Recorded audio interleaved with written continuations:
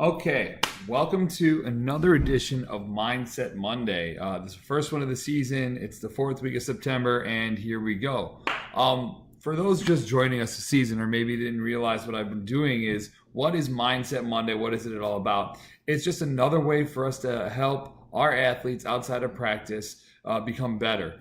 We do go over mindsets. What are mindsets? We'll go over that a little bit later. We go over how to set yourself up for success. We talk about, we bring in stories about the process. We talk about a little bit of goal setting, kind of a little bit of everything, not only with mindsets, but we try to reach every aspect we can for this. Okay, but mindsets? What am I talking about? Well, there's a book called Mindset by Carol Dweck. It's actually kind of revolutionized how I coach, and I thought it was a great way to share with you guys. What is a mindset? Well, there's two different mindsets. There's one is the fixed mindset, which is I'm not good at math. I'm not good at running. I'm not good at butterfly. These abilities that life has given me are fixed. I can't get out of my little bubble. There's no use of trying because I'm not good at it.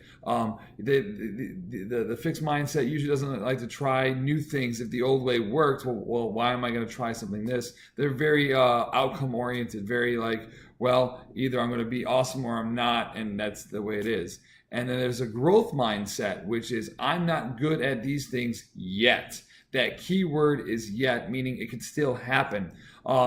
They never really fail. They're always learning. They're always taking every opportunity to become better, and they get excited about, and they're very process oriented, meaning they understand the A, B, C all the way to get to the end. So that's the fixed versus the growth mindset. And we've been running into a lot of people that have that fixed mindset where I'm not good at something, and we're trying to get them to change, get them to understand that they're not good at that yet.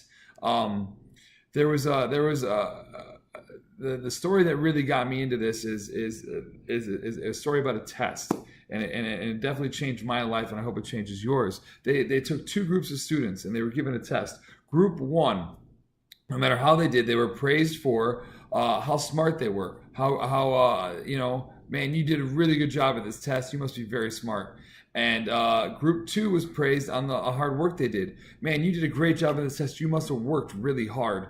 Both praise, both good things, but one praising the outcome, which you're smart, the other, you worked hard.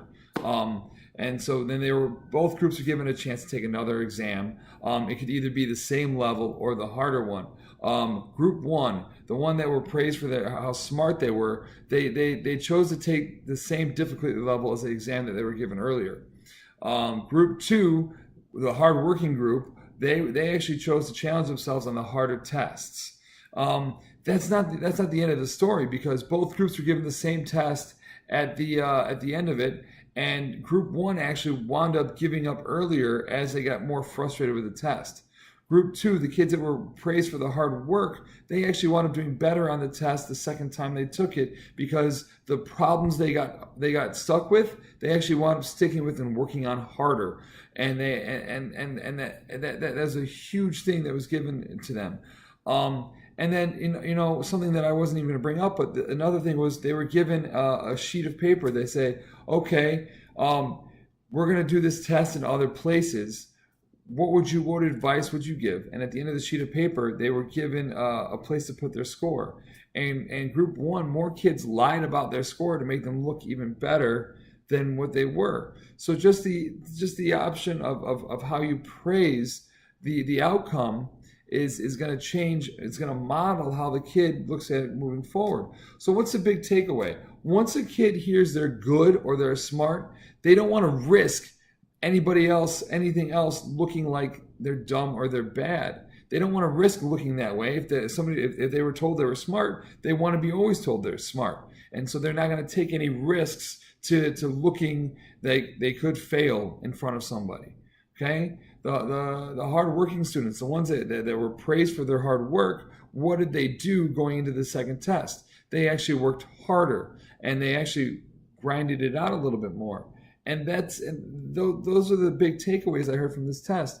I mean, I could get back to you guys with all the percentages, but I mean, the moral of the story is how you praise is gonna dictate what the big takeaways are. So I always, when kids ask me what a state cut is, I don't tell them. When kids ask me what they need to do to get a better time, I say, well, if you focus on the stuff that we're working on in practice, the times will come. Meaning, let's focus on the process, and the outcomes will come.